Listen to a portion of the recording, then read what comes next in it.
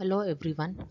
Welcome to the lecture series on Information Theory and Coding with subject code 18EC54.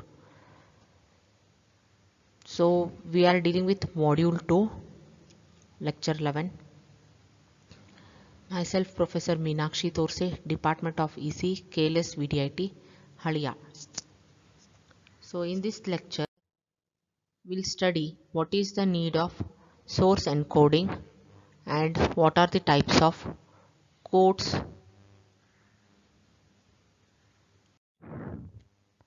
So in digital communication system, source encoding is the stage that follows the information source. The output of source encoding is given to channel encoder. So we know that there are two kinds of information source, digital as well as analog. Digital example computer generated output and analog such as speech signal. Analog source is transformed to digital by the process of sampling and quantizing, and there is a need to represent the information symbol in terms of bit sequence called code word to achieve communication. These code words take the symbols defined by their code alphabets. So for binary encoder, the code word takes the symbol 0 and 1. Ternary encoder takes 0, 1, 2 as the symbol. Quaternary, the code word takes 0, 1, 2, 3 as a symbol. Since bandwidth is a very limited resource in any communication system, there is a need to represent data with minimum number of bits. Hence, source encoding provides a better compression ratio. So source coding is the process of assigning a minimal length digital sequence to each of the information symbol emitted by the source. Code words can be of two types, either it can be a fixed code word or a variable length code word. In fixed length coding, all the symbols are assigned the code words of same length. In variable length coding, the length of code word is different for different symbol. So variable length coding offers more advantages compared to fixed length coding, as we can assign shorter code word for the symbols that occur frequently compared to the rarely occurring symbols. Thus, variable length coding provides better compression compared to fixed length coding. So based on the compression ratio, we have two types of compression algorithm. One is lossy and the other one is lossless, depending on the applications. So applications such as video conferencing and personal communication can tolerate certain degree of loss in the information, in which a higher compression ratio can be achieved, however at the cost of degraded information. So for such applications, lossy compression algorithms are preferred. In applications such as military or medical, the system demands utmost accuracy. Hence, for such kind of applications, lossless compression algorithm is preferred.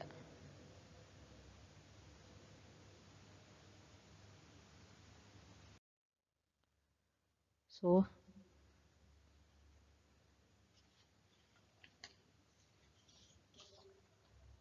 most of the codes realized in real time are variable length codes. So we'll define the types of codes. So block code. In this type, each symbol will be mapped onto a block of code symbols defined in code alphabet. The block codes can be fixed or variable length. So if it is a binary encoder, code alphabet will be formed using 0 and 1. If it is ternary, code alphabet is formed using 0, 1, 2. If it is quaternary, code word is formed using 0, 1, 2 and 3. So block codes can be fixed or variable. The first column offers fixed length coding, whereas the second column you can observe where every symbol has different code word length. So this is variable length coding. The second type of code is a non-singular code. So a block code is said to be non-singular if all its code words are distinct.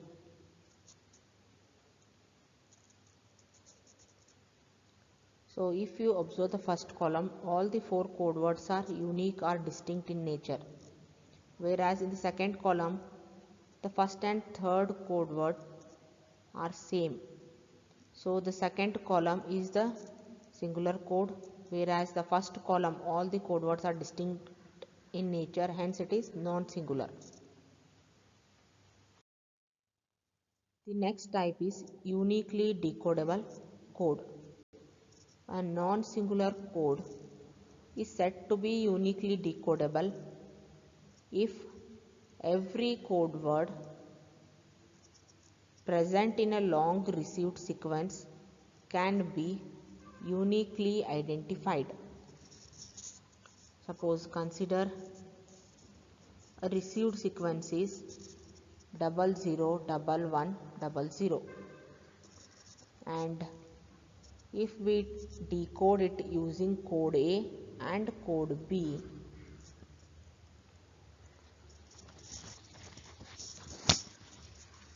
so first case decoding using code A, the received sequence is 001100.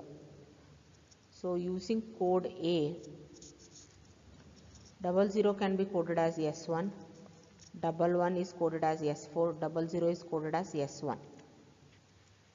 When you decode it using code B,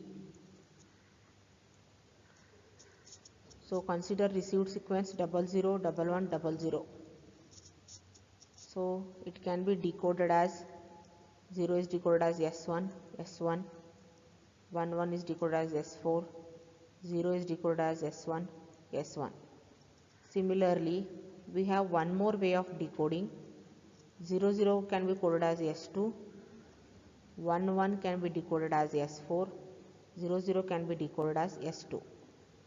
Similarly, there is one more way of decoding. 00 coded as S2, 11 decoded as S4, 0 decoded as S1, 0 decoded as S1.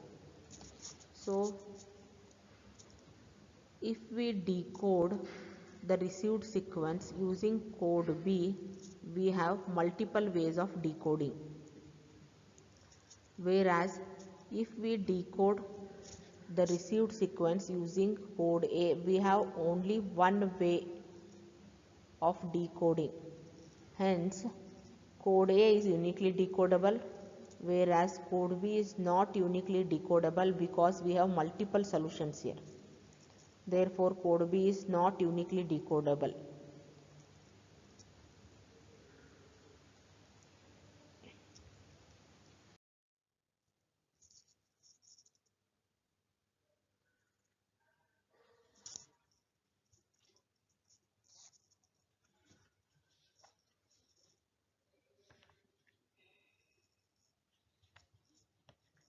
The next type is instantaneous code. A uniquely decodable code is said to be instantaneous code if the end of any code word in a received sequence can be determined without interpretation of succeeding symbol. They are also known as prefix code.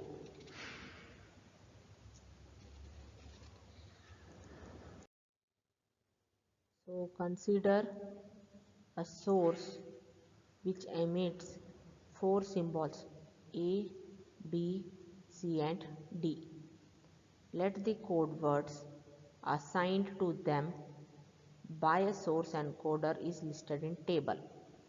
A is assigned the code word 0, B is assigned code word 01, C is assigned code word 11 and D is assigned the code word 10. Let us assume the transmitted information is A, B, C, A, D. So code word for this transmitted message is A is coded as 0, B is coded as 01, C is coded as 11, A is coded as 0 and D is coded as 10. So receiver keeps decoding the information after receiving the bit stream. As soon as the first bit 0 is received, 0 is a valid code word, so it decodes it as A. So next bit received is also 0. Next bit received is 0. Although the transmitted code word was 01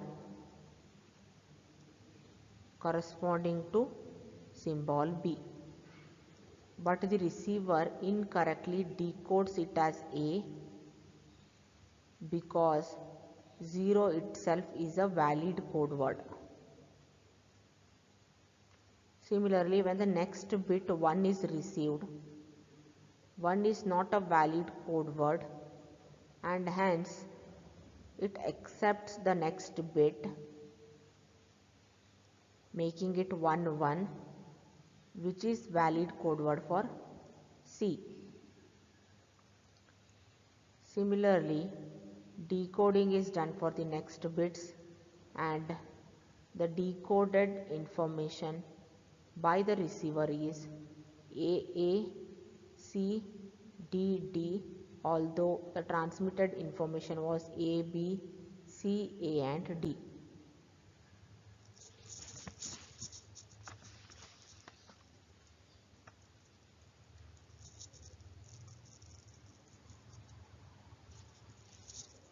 Therefore,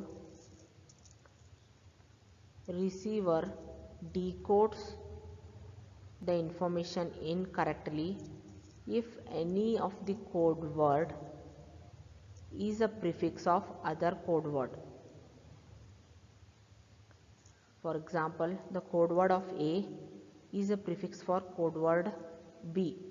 So, if any of the code word is a prefix of the other code words, it creates confusion at the receiver end while decoding the information. Thus, we should construct codes so that there are no prefixes in order to decode the information correctly.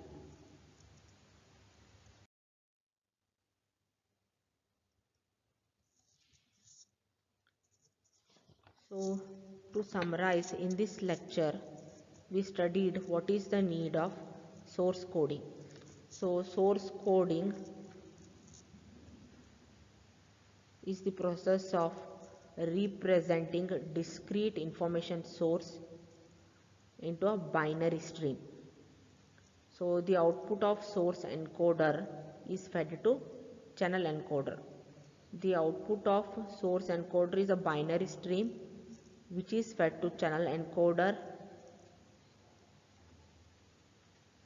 and source encoder has to represent the information source using very few bits so that we can achieve better compression ratio. And at the receiver end we have source decoder, which performs reverse operation of source encoder. That is, source encoder converts the discrete information source to binary stream, whereas source decoder accepts the binary stream at the receiver end and decodes it to symbol sequence. And we studied different types of codes, that is block code, non-singular code, uniquely decodable code, and instantaneous code. Instantaneous codes are also known as prefix codes. So the condition for instantaneous code is that the end of code word should be predicted, or it should be determined without depending on the succeeding symbol, or none of the code words should act as prefix for some other code words.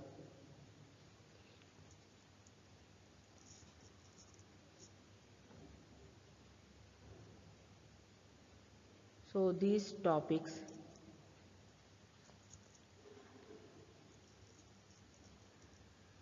require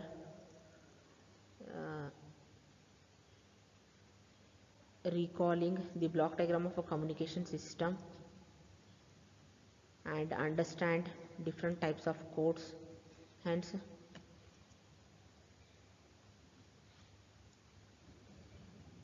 this lecture leads to level 2 understanding.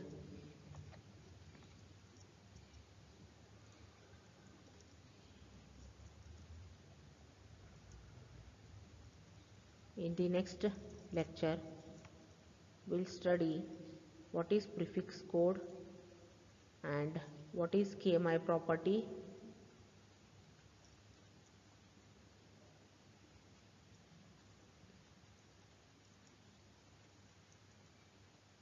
Thank you.